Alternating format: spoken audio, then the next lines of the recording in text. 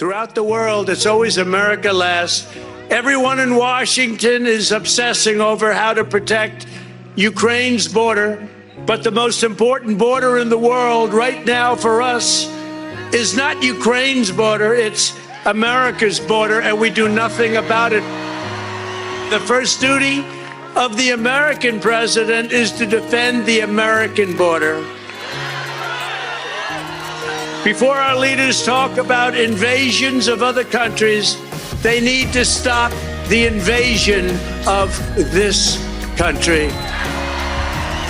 And Joe Biden's weakness and incompetence is creating a very real risk of World War III. Look at what's going on. This would have never happened with us. With Biden and the radical left, it's always America last. Put America first. Yes, sir. Put America first. And that is why Uncle Trump is now surging. Yeah, you heard me correctly. Make no mistake about it, okay? You heard me correctly. Trump is now surging once again in the polls. Now, yeah, some people gonna say, well, those are just polls, Rich. Those are just polls. Well, come on, y'all. I've shown you the evidence in the clips time and time again. All right. Now, we're going to be diving into a little bit of that today. So like, share, comment, and hit that subscribe button if you are new. And let's dive in. Now, take a look at these polls here. Now, you got Bloomberg in Morning Consult, North Carolina, Trump plus 10. Double digits. Wisconsin, Trump plus 4. I've seen Wisconsin even at one point recently, right? And all Democrats were like, oh, yeah, see, Trump's going down. Trump's going down. And, you know, the never Trumpers, hey, we told you guys, see, Trump couldn't win. We told you. Oh, well, this says something a little different. All right. Nevada, Trump plus 8. Arizona, plus 7. Georgia, plus 6. Pennsylvania, plus 1. We were struggling a little bit in Pennsylvania, but I've seen that one flipped at one point in time recently as well in a poll. Biden was in the lead in Pennsylvania. And then Michigan, Trump plus 2. Now, if you want to take a look at this graphic here, yeah. You see the separation there. You see the separation, okay? Gaining or leaving Joe Biden behind in these polls leading up to the November election. Now, even if you don't want to take those into account, how about these? This is viewed favorably across Georgia, Michigan, Pennsylvania, Wisconsin. In the 2020 exit polls, what do we see? 50% of voters view Joe Biden on average favorably in those states, compared to just 45% for Donald Trump. Look at the Joe Biden trend line where he is now. Joe Biden is far less liked than he was 4 years ago. Just 43% of voters now view Joe Biden favorably in these states. And Donald Trump, despite everything that has happened, is actually slightly more liked. 47% favorable rating. So this isn't just a lesser of two evils that's going on. The fact is that Donald Trump is, in fact, better liked than he was 4 years ago, and is better liked than Joe Biden is right now in these battleground states. It's pretty gosh darn clear. You know, I would have loved to have been a fly on the wall in the Democrat, like, strategy rooms or whatever, which there was a report that there are some Democrats that, like, meet up weekly to discuss, you know, the Trump trials, like high-level Democrats. I'm not talking about, like, voters or, you know, just a couple politicians, you know, like high-level strategist Democrats that are in the Biden administration, allegedly, right, that meet up and discuss the Trump trials and how to spin the narrative and how that's working. And they stress test, right, you know, some of the talking points to see how it's going to go or how they think it will go once it's stress tested, once people push back, which says a lot. It says a whole lot, man, because wow. Put this in some context here. These are other recent presidents at this point in their re-election campaigns. Where were their approval ratings? Again, you see Biden's 42%. And one thing that jumps out, they were all higher than Joe Biden. The other thing, the two presidents on this list who did not win re-election, of course, Donald Trump 4 years ago, he was at 46%. And back in 1992, George H.W. Bush, he was at 43%. Biden below both of those. The last time Biden's been at this level, 46%, you got to go back to the start of 2023. The last time he was higher than that, you got to go back to the summer of 2021, his first year as president. So Biden has some work.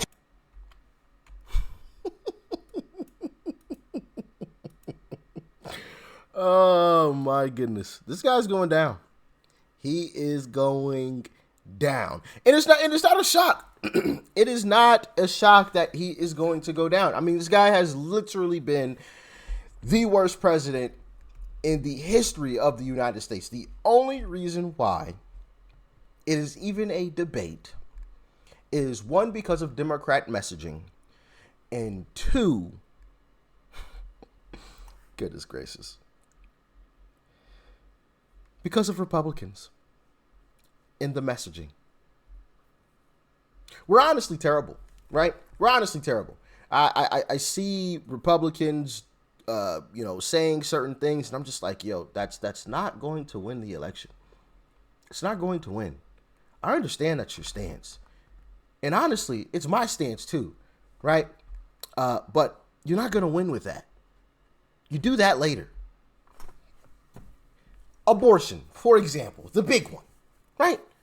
That's Democrats' only winning issue. Their only one, right? And clearly they have enraged, right, a good section of the United States on that issue. And, that issue has been brought up in Ohio and struck down. Voters said, no, we want abortion. Okay. What are you supposed to do? It's in the state's hands, first off, so it's not even up to the president. But second, when you realize something is a losing issue, I'm not saying that you have to, change your values or your morals or anything like that. But you do have to change your strategy a little bit. Running your head into a wall that isn't moving or isn't cracking, and continually running your head into that wall that isn't moving or isn't cracking, that's always going to be a terrible idea. 7 days out of the week and twice on Sunday. Grab a different tool and try to crack through that wall. Like, to me, it's not rocket science, but I see Republicans, all the time saying, oh no, abortion is terrible. We want to ban abortion completely, blah, blah. And I'm like, yo, quiet. Have some type of strategy. Like I said, don't compromise your morals or your values, but that's not the America that we live in. Take the smart approach. The Trump approach. Hey, Trump's like, hey, it's not up to me. It's up to the states. Once you get in office, you re-educate the population on what it actually is, what all it entails, how terrible it actually is, once you're actually in office, right? And then you represent the question back to the American population. That's the way you win. Planting your flag on stuff like that is just going to get you in another lost election, or it's just going to lose you another election. And now you're not saving anybody. Because I understand where people are coming from. Like, we want to save children. That's murder, right? I understand. But I also want to win. And I understand that if you truly want to save kids, you have to be in a position to do something about it. We're not in any type of position to do anything. But, once again, Joe Biden has more problems than just that, too. If you entrust me with the presidency, I will draw on the best of us, not the worst. I'll be an ally of the light, not the darkness. I don't care if you think I'm Satan reincarnated. This is not a partisan moment. Too much anger, too much fear, too much division. Donald Trump and the MAGA Republicans represent an extremism that threatens the very foundations of our republic. It's a moment that calls for hope and light and love. Hope for our future. Light to see our way forward and love for one another. What a stupid son of a bitch. We've been patient, but our patience is wearing thin. Hate crimes are on the rise. Random acts of gun violence. Women are under attack. Decency. Montoya is standing next to two transgender men who had surgically removed their breasts, all posing topless on the White House lawn. Character isn't on the ballot. Who left cocaine at the White House? That's actually a question I'm asking tonight. Just judge this president on the facts. 5 million Americans infected by COVID-19. More than 170,000 Americans have died. Welcome back. Coronavirus numbers reaching staggering totals. According to Johns Hopkins University, the 2021 death toll has surpassed that of last year, despite having vaccines. What we know about this president is if he's given 4 more years, he'll be what he's been for the last 4 years. President takes no responsibility. Taking blame for inflation? No. Why not? Because it was already there when I got here, man. He'll wake up every day believing the job is all about him, never about you. Sunday marks his 500th day in office, and he has spent 188 of those days on vacation. I'll protect America. I will defend us from every attack, seen and unseen, always, without exception, every time. According to Customs and Border Protection data, a record 2.76 million migrants crossed the border during the 2022 fiscal year, shattering the previous annual record by more than 1 million. I'll always have the strength that can only come from family. Hunter. Sitting here with my father, and we would like to understand why the commitment made has not been fulfilled. The days of cozying up to dictators is over. I work in common purpose for a more secure, peaceful, and prosperous world. Today, the Biden administration announcing it will provide a controversial new weapon to Ukraine, cluster munitions. For love is more powerful than hate, hope is more powerful than fear, and light is more powerful than dark.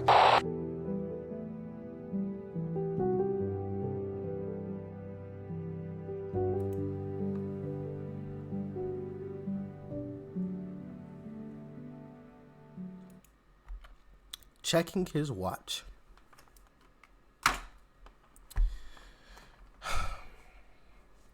Do I need to say anything else? I will say this. Can we bring that orange fella back, please? ASAP. We kind of need him at the moment. Peace and love. I'm out.